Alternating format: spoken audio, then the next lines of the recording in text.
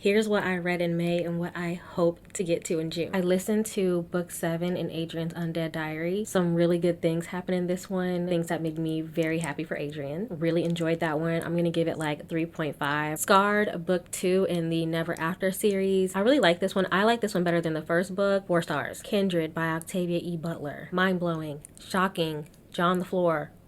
5 stars. Not So Best Wishes by Cleo Evans. If you're into monster romance, you know, real filthy smutty type stuff that's also funny, you will really like this series. Please be sure to check your trigger warnings first though. On Kindle, I read That's Not My Name by Megan Lally. Yes. 5 stars.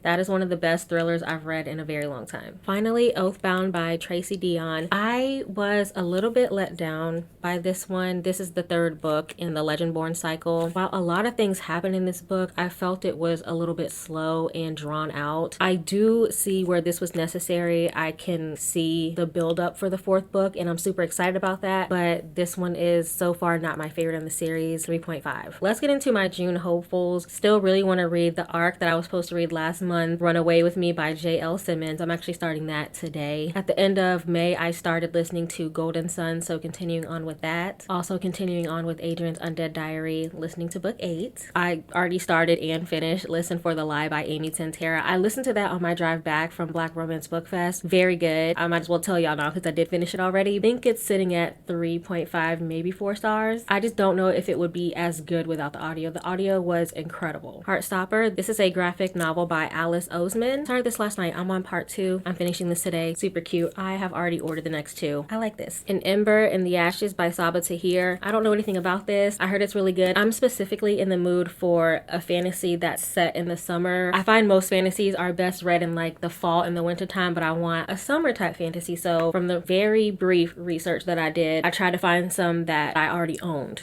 So it was between this one and The Cruel Prince, and I don't know, something about this cover calls to me more, so we're gonna go with this one. Let me know if you have any other summer fantasy recs for me.